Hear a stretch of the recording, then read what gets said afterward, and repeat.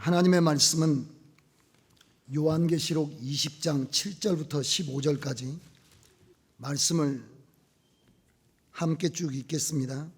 419쪽에 천년이 참에 사단이 그 옥에서 놓여 나와서 땅의 사방 백성 곧 곡과 마곡을 미혹하고 모아 싸움을 붙이리니 그 수가 바다의 모래 같으리라. 저희가 지면에 널리 퍼져 성도들의 진과 사랑하시는 성을 두루매 하늘에서 불이 내려와 저희를 소멸하고 또 저희를 미혹하는 마귀가 불과 유황 못에 던지우니 거기는 그 짐승과 거짓 선지자도 있어 세세토록 밤낮 괴로움을 받으리라.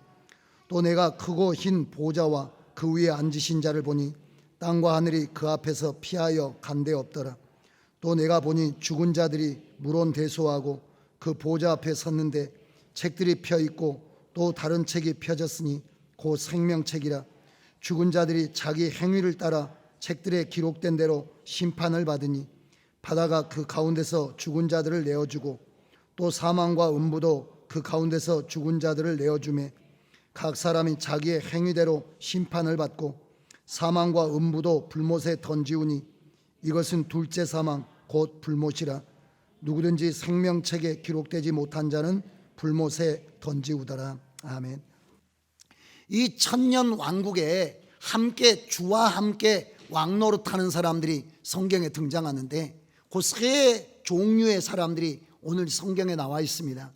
첫 번째는 예수님께서 이런 말씀하셨습니다. 제자들에게 나를 따라오려거든 자기를 부인하고 자기 십자가를 지고 나를 쫓을 것이다 라고 말씀을 했어요. 이런 예수님의 말씀에 또 베드로는 이런 이야기를 했습니다. 우리가 모든 것을 버리고 주님을 쫓았습니다. 우리가 무엇을 얻을 수가 있겠습니까? 라고 이야기할 때 베드로에게 예수님께서 하신 말씀은 나라가 새롭게 된다는 것입니다. 지금 이 나라가 아니라 그리스도의 나라가 오게 될 때 너희들이 12 보좌에 앉아서 이스라엘 12지파를 심판하게 될 것이다. 이렇게 주님께서 말씀을 하셨어요. 그러니까 성경이 우리에게 뭐라고 이야기하느냐 하면 예수 그리스도를 구주로 믿는 우리 모두가 하나님의 기업의 상속자이지만은 우리가 주와 함께 천년 동안 왕노릇할 사람, 첫째 부활, 영광의 부활로 나오는 사람들이 어떤 특별한 조건을 갖추고 있다라고 성경이 이야기하는데 오늘 성경 말씀으로 가보시면 거기 나와 있습니다. 예수님의 4절 이하에 보면 내가 보좌들을 보니 거기 앉은 자들이 있어 심판하는 권세를 받았더라 이렇게 말했잖아요. 그러니까 이 말씀은 누구에 대한 예언이 이루어진 거냐면 베드로에게 하신 하나님의 말씀, 예수님의 약속의 말씀이 그대로 오늘 성경 말씀 그대로 나와 있는 것입니다. 나라가 새롭게 되는 것, 이게 지금 나라가 새롭게 된 거잖아요. 천년 왕국이라는 것이 누구의 나라가 된 건가요? 주와 그리스도의 나라가 된 거잖아요. 나라가 새롭게 될 때 오늘 성경에 그 사람들을 뭐 하는가요? 심판하는 권세를 받았는데 이 사람들은 어떤 사람들입니까? 거기 성경에 보면 예수의 증거와 하나님의 말씀을 인하여 목배임을 받은 자의 영혼들과 또 짐승과 그의 우상에게 경배하지도 아니하고 이마와 손에 그의 표를 받지도 아니한 자들이 살아서 그리스도로 더불어 천년 동안 왕노릇하니 라고 말씀을 했어요. 그러니까 천년 동안 왕노릇하는 왕권을 주님께로부터 받은 왕권의 소유자는 오늘 성경에 보면 세 종류의 사람으로 나와 있습니다. 어떤 사람들이냐면 첫째는 복음을 증거하기 위하여 생명을 바친 사람, 우리가 복음을 전하기 위하여 예수 그리스도의 복음을 전하기 위하여 생명을 바친 순교자들이 전도와 선교에 자신의 일생을 바친 사람들, 이런 사람들이 주님 앞에서 뭐가 됐느냐면 왕권의 소유자가 됐습니다. 예수님은 제자들에게 이 사방으로 둘씩 짝을 지어 보내셨잖아요. 복음을 전하도록. 그리고 주님 자신이 오늘과 내일 복음을 전하다가 제3일에 완전하여지리라 라고 말을 했어요. 나를 따라오려거든 그 예수님을 따르는 길이 어떤 길이냐면 십자가의 복음을 전하는 길이잖아요. 주님께서 가장 이 땅을 사는 사람들 중에서 아름답게 보는 사람들은 누구십니까? 복음을 전하기 위하여 산을 넘는 자들의 발이 아름다운 거예요. 어떤 역경과 환경에도 굴복하지 않고 그리스도의 복음을 인하여 그것을 뚫고 지나가는 사람들에게 주님께서 영광의 면류관을, 왕 통치할 수 있는 통치권을 그에게 허락하신 것이죠. 디모데후서 4장 7절 8절에 바울 사도가 그런 고백을 했잖아요. 이제 후로는, 근데 이제가 어떤 이제입니까? 지금까지 자기가 믿음을 지키고 선한 싸움을 싸우고 달려갈 길을 마친 겁니다. 그 달려갈 길은 무엇이었습니까? 주 예수께서 주신 사명, 곧 은혜의 복음 증거하는 일을 마치려 하면은 자기 생명을 조금도 귀한 것으로 여기지 아니하는 그 일 후에 의의 면류관이 예비되어 있다라고 말한 겁니다. 그러니까 오늘 본문 말씀하고 똑같은 말씀이에요. 베드로에게 하셨던 말씀, 우리가 다 버리고 주님을 쫓았는데 이제 우리가 무엇을 얻겠습니까? 라고 말할 때, 나라가 새롭게 될 때 너희가 보좌에 앉아 그 사람들을 심판하리라 라고 말했는데, 오늘 성경에 그 말씀 그대로 나와 있다는 거예요.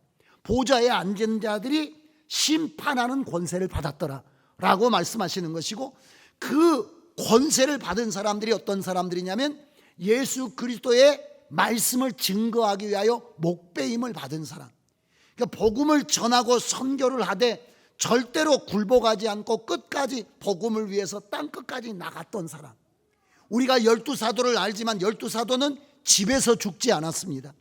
12사도는 자기의 고향에서 늙어 죽지 않았어요. 12사도는 전부 다 자신을 부르신 부르심의 사역지에서 다 흩어져서 순교의 제물로 바쳐진 겁니다. 땅끝에서, 12사도 전부가 땅끝에서 순교의 제물로 바쳐져서 하늘 복판에 하나님의 보좌에 함께 앉히운 자로, 천년 왕국의 주께서 함께 통치하시게 하는 사람으로 앉혀졌다는 거예요.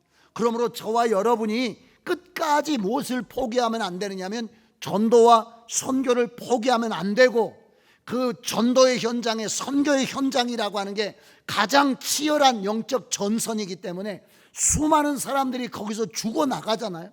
그러나 그 죽음이 하나님의 영광을 우리에게 이루게 한다는 것을 성경이 약속한다는 거예요. 천년왕국은 순교자들의 왕국이에요. 천년왕국의 왕권은 순교자에게 주신 것이라고 하는 것을 여러분과 제가 절대로 잊으면 안 된다는 거예요.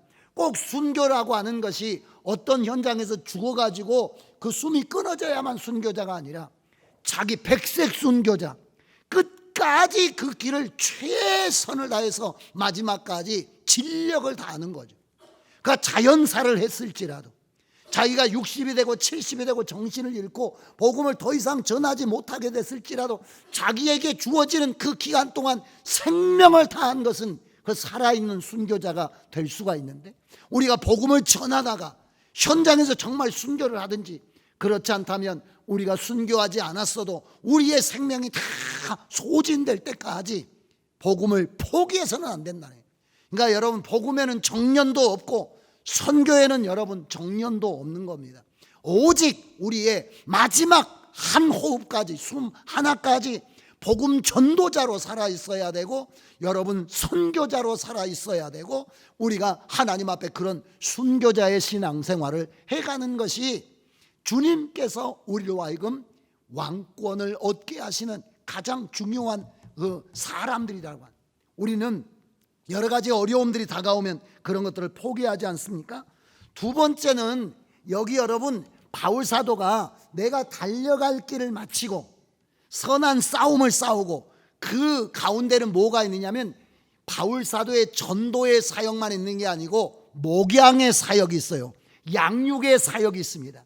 예수님께서 나를 따라오라 할 때 예수님을 따른다는 건 아까 전도자의 삶을 사는 것이고, 두 번째는 어떤 삶을 사는 거냐면 양육자의 삶을 사는 거예요.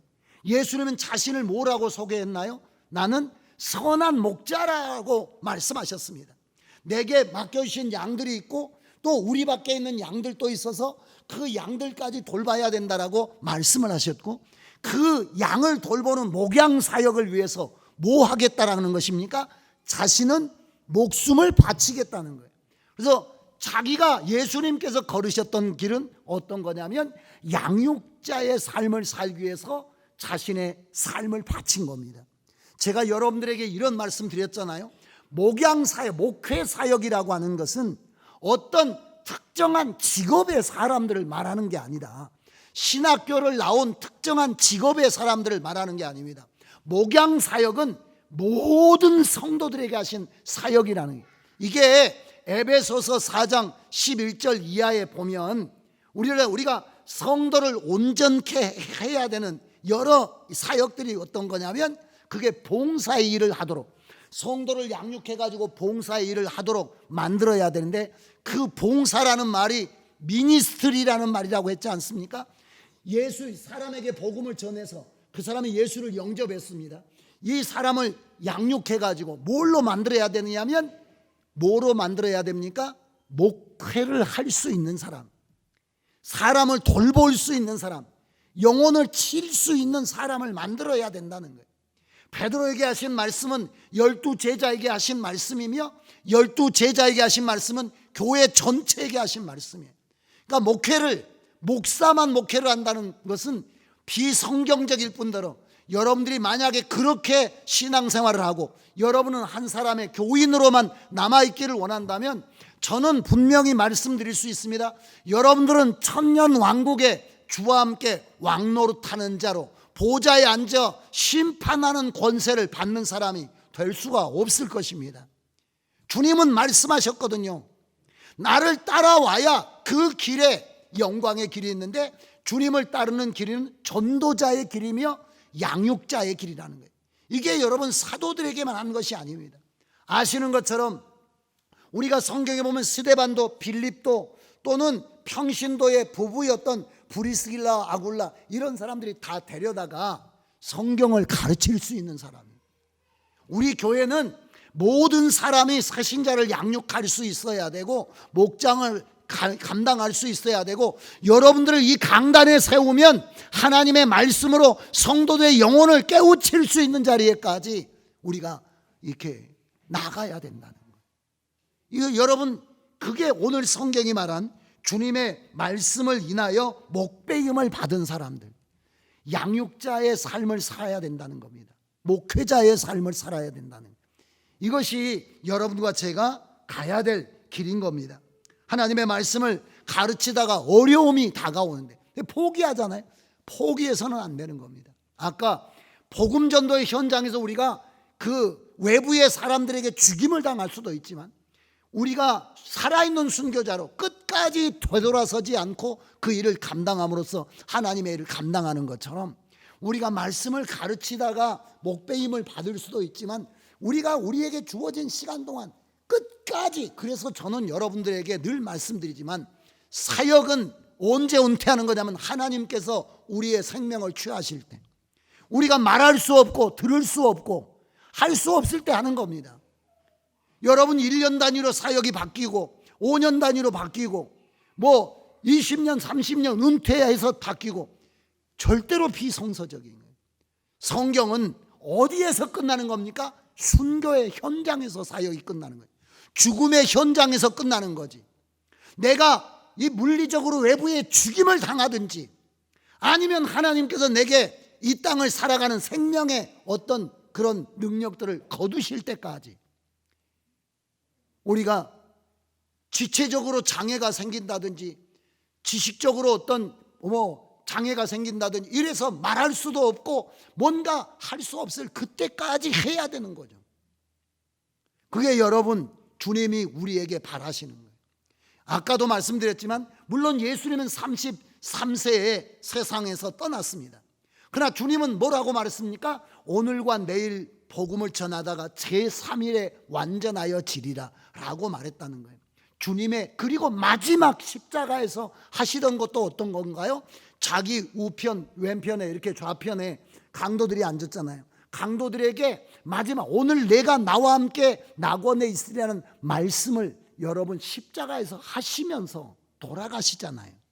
전도자요 양육자라고 하는 것을 여러분과 제가 반드시 기억을 해야 되고 그 길을 끝까지 가야 된다.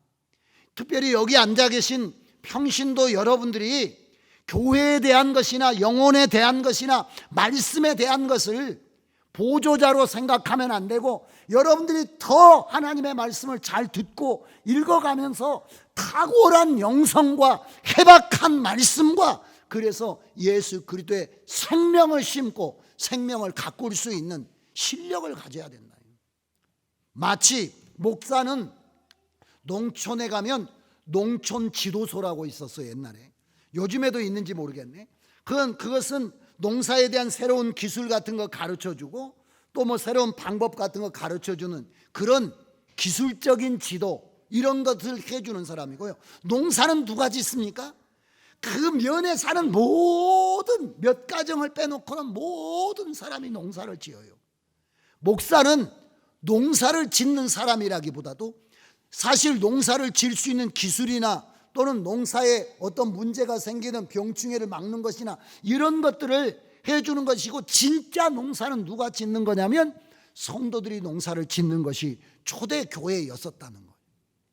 여러분은 여기 세우면 말씀을 전할 수가 있겠습니까? 서로 뭔가 좀 나누라고 해도 막 벌게지지 않습니까? 그리고 우리가 당당하게, 여러분들은 그렇게 이야기하죠. 우리가 왜?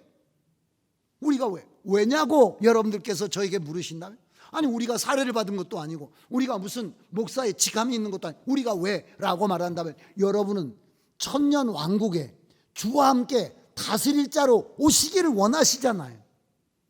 아닌가요? 여러분들 천년이 차기까지 다시 살아나지 못할 거예요? 여러분들은 주와 함께 세세토록 왕노릇하는 사람이 되기를 원치 않는 거예요? 여러분들은 그냥 지옥에 안 가고 천당에 가는 것만으로도 그것으로 끝날 거예요? 그렇지는 않을 거 아니에요.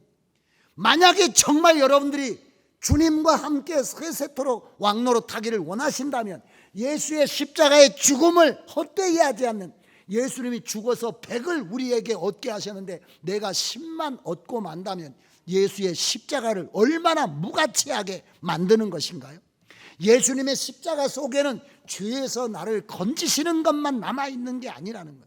예수 그리스도의 십자가 안에, 예수의 피 안에는 하나님과 하나님께 속한 모든 것을 우리가 공유할 수 있도록 해주시는 하나님의 놀라운 역사가 들어있기 때문에, 거기까지 내가 가야 예수 십자가를 여러분 온전하게 누리는 것이고 십자가를 가장 가치 있게 만드는 것이라고 하는 것을 여러분과 제가 잊으면 안 된다는 거예요.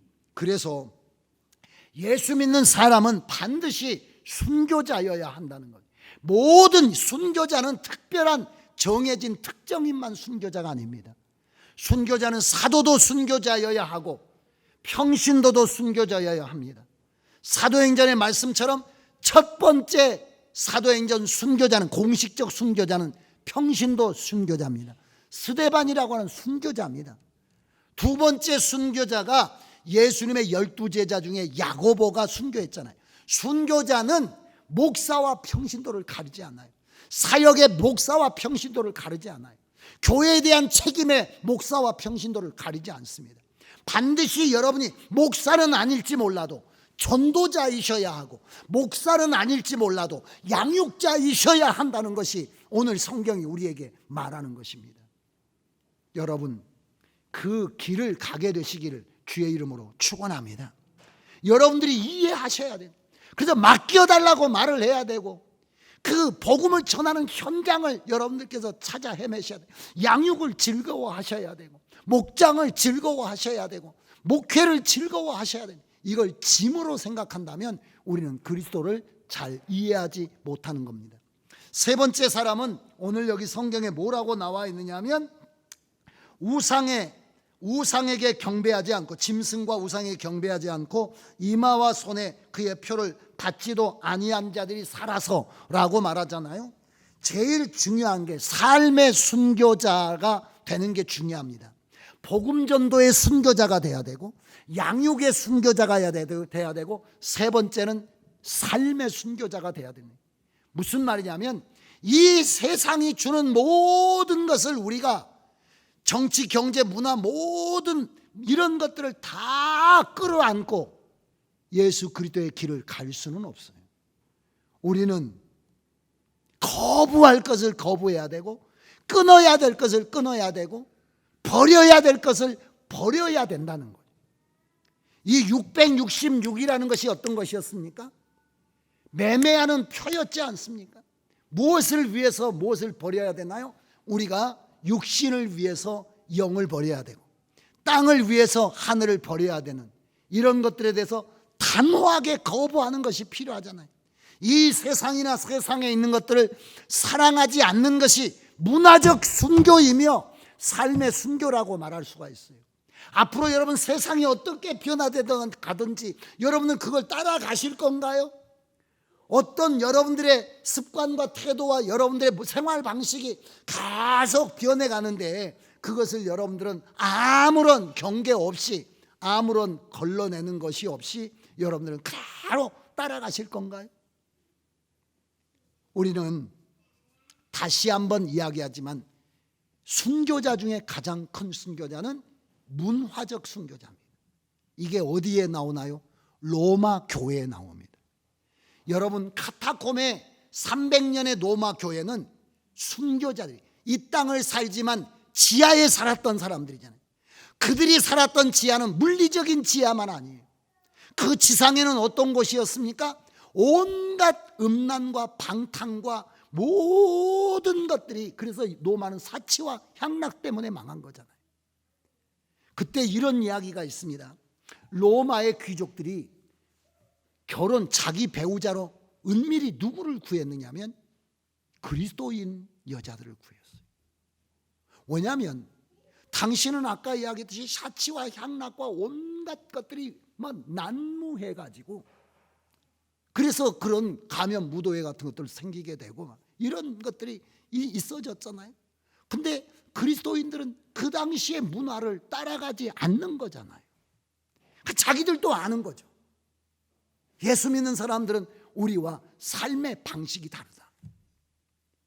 여러분, 문화적 순교라는 게 이 시대에 정말 필요할 때입니다. 그 대표적인 것이 우리가 지금 이야기하는 동성애 이런 것도 지금은 벌써 여론이 50대 50 정도, 한 5년 전만 해도 여론이 7대 3, 점점 앞으로는 더 바뀌게 될 것입니다. 그렇게 해서 이런 것들이 교회 안에까지 들어오게 되겠죠. 미국 연합장로교회는 지금 동성애자 목사님에게 안수를 주잖아요. 이렇게 다 들어오게 되겠죠. 근데 우리는 어떻게 해야 하나요? 우리는 모든 것들을, 제가 여러 번 말씀드렸지만, 모든 것을 먹고 모든 것을 입고 모든 것을 마시고 모든 것을 해가는 아무것도 우리에게는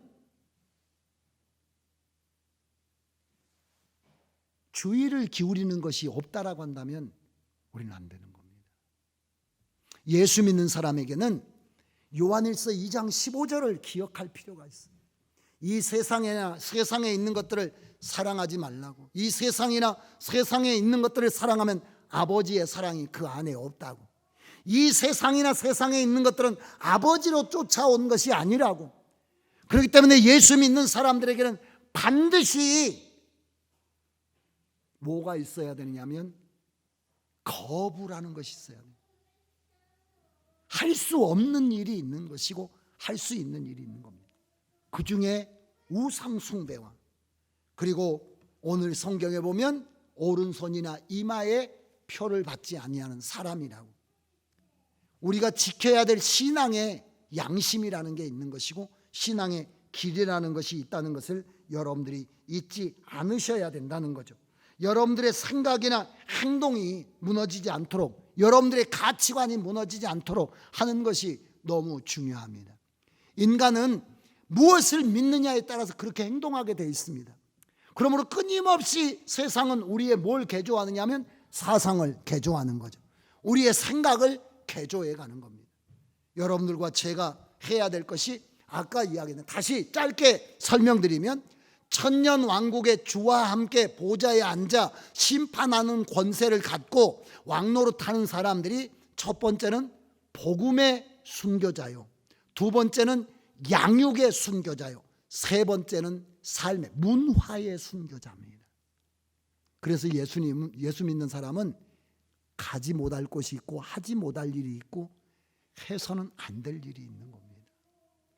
여러분들이 지나친 육신의 소욕을 쫓아가는 거, 거기에 절제를 가지 않으면, 죽이지 않으면, 좀 더 쉽게 설명하면 육신이 죽는 순교의 역사가 우리 안에 육신의 소욕에 순교가 없다면, 죽음이 없다면 우리는 하나님과 함께 왕노릇하는, 육신이 죽어야 영혼들이 살아서 주와 함께 왕노릇하잖아요. 신령한 몸을 입고. 그런 여러분이 되게 되시기를 주의 이름으로 축원합니다. 그 뒤에 오늘 본문 말씀에 읽은 이야기가, 천년이 지난 뒤에 하나님께서 잠깐 마귀가 놓이게 되지만 마귀가 만국을 미혹하게 되죠. 미혹하는 이유는 뭔가요? 천년 동안 미혹이 없이 여러분 하나님의 통치를 받으면서 복된 계속해서 삶을 살았는데, 모든 사람의 신앙은 객관적으로 증명되어야 됩니다. 하나님은 아시죠? 사랑하는 권사님의, 집사님의, 사랑하는 다 여러분 신앙, 목사님의 신앙을 다 아시죠? 하나님이 왜 모르시겠습니까? 머리카락까지 셈받은. 근데 주님은 모든 신앙이 어떻게 해야 되나요? 공정하고 객관적이어야 돼요. 그래서 우리가 욥기를 읽어보면 하나님께서 무엇을 허락하십니까? 마귀의 시험을 허락하십니다. 하나님은 이미 아셨나요? 모르신가요? 욥이 어떤 사람인 것을 알고 있습니다. 욥에 대해서 마귀에게 이야기하지 않습니까? 이처럼 신실하게 나를 믿는 사람 봤느냐라고 이야기하죠. 마귀는 뭐라고 이야기합니까? 하나님이 그 사람한테 이것저것 다 좋은 조건을 갖춰주니까 하나님 섬기지, 싹 빼앗아 본다면 그 사람의 진짜 믿음은 믿음 아니다, 뭔가 옆에 갖다 주니까 좋아하지 라고 이야기하잖아요. 그냥 뭐라고 이야기합니까? 생명은 내버려 두고 네가 할 수 있는 데까지 해서 그 사람의 믿음이 진짜인가 아닌가 확인을 할 수 있다라고 이야기하잖아요. 그래서 마귀가 할 수 있는 총동원을 다 한 거잖아요. 재산 뺏고 자식들 다 죽이고 뭐 부인까지 다 몸도 병들게 하고 친구들 다 떠나게 하고, 그래도 그가 뭐라고 고백합니까? 나는 몸으로, 그 맨몸으로 왔기 때문에, 적신으로 왔기 때문에 모든 것이 하나님의 것을 하나님께서 찾아가셨을 뿐이니까 하나님께 영광을 돌려야 된다라고 고백하지 않았습니까? 이게 신앙이. 그래서 여러분, 모든 신앙인은 반드시 무엇을 겪게 되어 있느냐면 연단을 겪게 되어 있어요. 아브라함의 이야기를 여러분이 기억해 보시면 아브라함에게 뭐라고 말씀하신가요? 아브라함에게 내 독자 이삭을 내가 지시하는 산, 모리아 산이죠, 네 제물로 바쳐라, 이렇게 이야기합니다. 제물로 바치기 전에 아브라함을 하나님께서 모르시나요? 아브라함이 하나님을 어떻게 섬기는지 다 아십니다. 그런데 아브라함을 그 산으로 인도하시고 아브라함이 이삭을 죽이려고 할 때 주님께서 말리시잖아요. 아브라함아, 아브라함아. 그 뒤에 뭐라고 하냐면 내가 이제야, 그건 여러분 하나님 몰랐다가 알았다는 뜻이 합니다. 이 믿음이, 아브라함의 믿음이 못됐다는 게 공징을 받은 겁니다. 천사와 모든 세상에 여러분들의 믿음도 그렇기 때문에 지금 현재 무엇 중입니까? 인증 중이에요. 인증 과정 중이에요. 그래서 이 집사는 인증에 실패하고 박 집사는 인증에 성공하는, 왜냐하면 그의 진정한 인증이 필요해요. 그래서 여러분, 마귀는 무엇을 위해서 필요하냐면 신앙의 인증을 위해서 필요합니다. 천년왕국, 이 땅에 태어난 모든 그리스도인은 그가 그리스도의 직접 통치를 받았다라고 할지라도 반드시 그 신앙에 대하여 뭐 받아야 됩니까? 인증받아야, 시험받아야 되는 거예요. 그래서 마귀가 천년이 찬 후에까지 남겨져 있는 이유는 그 천년 왕국 시대에 하나님 나라에 편입될 사람들의 최후 인증을 위해서 남아 있습니다. 그런데 그들을 인증하는데 거기 보면 굉장히 많은 사람들이 천년 동안 주와 함께한 사람들의 양육을 받고, 그때는 뭐도 없었습니까? 미혹도 없고 세상도, 문화적인 문제도 없으니까 훨씬 복되게 살았겠죠. 이 세상이 이렇게 어두워진 것은 삼위일체, 악의 삼위일체가 있기 때문인데, 하나는 마귀, 이 영들의 악한 영들의 역사가 있기 때문이고, 두 번째는 세상, 악의 문화가 이 세상에 가득하기 때문이고, 세 번째로는 타락한 죄성을 가진 우리들의 육신의 소욕이라는 게 셋이 엉켜가지고 이 세상을 어둡게 만들어가요. 근데 천년왕국 시대는 뭐도 없습니까? 마귀는 천년 동안 갇혀 있고, 세상 문화는 그리스도와 함께하는 사람들이 통치하니까 아름다운. 문제가 있습니다. 천년왕국에 태어나서 사는 사람도 뭘 가지고 있습니까? 죄성을 가지고 있어요. 근데 그것이 자극받을 만한 문화적인 상황이 없고, 그것을 시험 그 사람들을 유혹할 만한 미혹의 역사가 없기 때문에 그대로 표현되지 않고 있다가 천년이 차면 어떤 사태가 드러나나요? 아까 이야기했듯이 미혹하는 자가 다시 등장해요. 미혹하는 역사를 통해서 그들 안에 있는 죄성을 자극하는 거예요. 자극했더니 어떤 사태가 일어났습니까?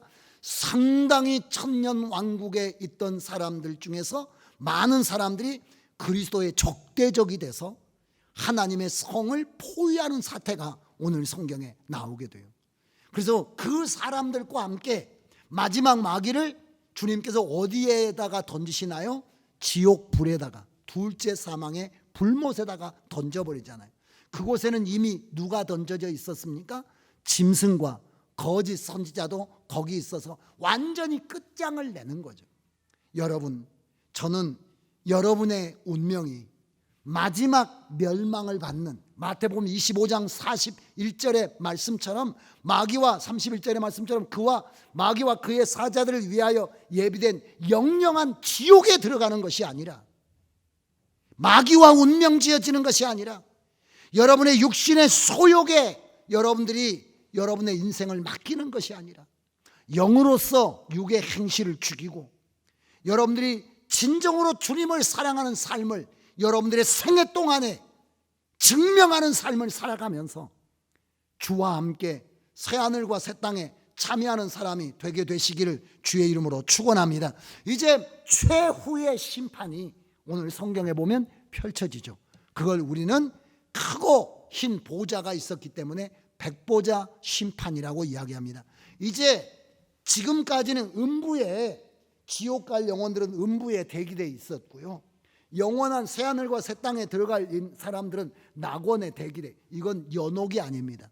이건 운명, 연옥이라고 하는 것은 그 계단을 밟아가지고 다음 세계로 갈 수 있는 게 연옥이고요, 예수님이 누가복음 16장에 이야기한 이 음부와 낙원은 중간에 뭐가 끼어 있습니까? 큰 구렁이 끼어 있어서 이쪽으로 저쪽으로 갈 수도 없고 저쪽에서 이쪽으로 이동할 수도 없는, 운명을 바꿀 수 없는 겁니다. 이건 그냥 대기 장소하고 같아요. 여러분, 교도소하고 구치소하고 차이가 뭔가요? 하여튼 죄를 지었습니다. 아직 죄를 지어가지고 죄가 여러 가지가 드러났지만 최종 판결이 있기 전까지 미결수들이 모여 있는 곳이 있고, 또 재판해가지고 몇 년 해가지고 감옥 가 있는 경우가 있잖아요. 그 감옥이 그 감옥하고 비슷합니다. 그런데 차이가 있어요. 음부는 그런 겁니다. 음부라고 하는 것은 이미 그리스도와 관계없는 사람들이 다 모여 있는 거예요. 최후에 오늘 성경에 보면 11절 이하의 크고 흰 보좌에서 주님께서 심판하신데, 그때는 모든 사람이 하나님 앞에 백일하에 다 드러나게 되는 거예요. 그래서 주와 함께 새하늘과 새 땅에 참여할 자가 있고 영원히 불에 던져지는 자가 있는데, 거기 보면 뭐가 있습니까? 생명책이 있고 행위들을 따라서 하나님께서 심판하시는 근거가 있는 책들이 있습니다. 이런 심판이 여러분과 저에게 다가올 때 여러분과 저의 이름은 생명책에 있는, 생명책에 이름이 있을 뿐만 아니라 아까 이야기했듯이 주와 함께 어떤 사람들입니까? 왕노릇해서 이 세상에서 1,000년 동안 수습의 기간을 거쳐서 하나님과 함께 세세토록 하나님과 함께 통치할 수 있는 그런 사람으로 저는 여러분들이 끝까지 신앙에 성공하게 되시기를 주의 이름으로 축원합니다. 모든 사람이 복음을 들었지만 모든 사람이 복음을 순종한 자가 아니에요. 모든 사람이 복음을 깨달을 수 있지만 그러나 모든 사람이 복음의 열매를 가지는 것은 아닙니다. 주님께서 말씀하셨습니다. 10명이 은혜를 받았어도 돌아온 자는 하나이고, 여러분 주님을 향하여 수많은 사람이 청함을 받았지만 택함을 입은 사람은 적다라고 말씀을 했거든요. 끝까지가 중요합니다. 주님은 죽음으로써 자기가 죽어야 우리를 살릴 수 있기 때문에 죽으셨기도 하지만 우리에게 신앙의 결론을 보여주신 거예요. 그리고 말씀하셨습니다. 제가 여러 번 여러분들에게 계시록을 시작하면서도 말씀드렸고 말씀 시간에 이야기했지만, 믿는다는 것은 어떤 사실을 인정하는 것만 믿는 것이 아니고 성경이 말하는 믿는다는 것에는 따른다는 것을 함께하고 있는데, 따르는 것도 따르다가 중간에 돌아가는 걸 말하는 것이 아닙니다. 따른다는 것은 언제까지 따르는 겁니까? 죽기까지. 그래서 죽도록 충성하라는 말을 여러분들에게 설명드린 적이 있는데 기억하시나요? 죽도록이라는 말은 죽을 힘을 다하여, 그러니까 100% 완전히 풀로, 그리고 언제까지입니까? 생애가 끝날 때까지 풀로 가야 된다는. 내게 50대의 풀은 다를 수 있겠죠. 60대의 최대한은 에너지가 다를 수 있겠죠. 그래도 20대도 최대고 50대도 최대고 60대도 최대고 마지막까지 언제나 최대를 최후까지 주님께서는 그렇게 가셨고요. 우리들에게 그렇게 말씀하셨다는 겁니다. 그리고 그 따르는 자 중에 하나가 누구냐면 오늘 예수님의 마지막 제자 사도 요한이잖아요. 사도 요한에게 이 말씀을 주셨잖아요. 그리고 그 사도의 전통에 세워진 게 개신교회, 교회잖아요. 교회에게 주신 말씀이 동일한 겁니다. 마지막까지 끝까지 견디는 자는 구원을 얻을 것이며 끝까지 싸우는 자는, 여러분 순교자는 하늘의 영광에 참여하게 될 것임을 잊지 말게 되시기를 주의 이름으로 축원합니다.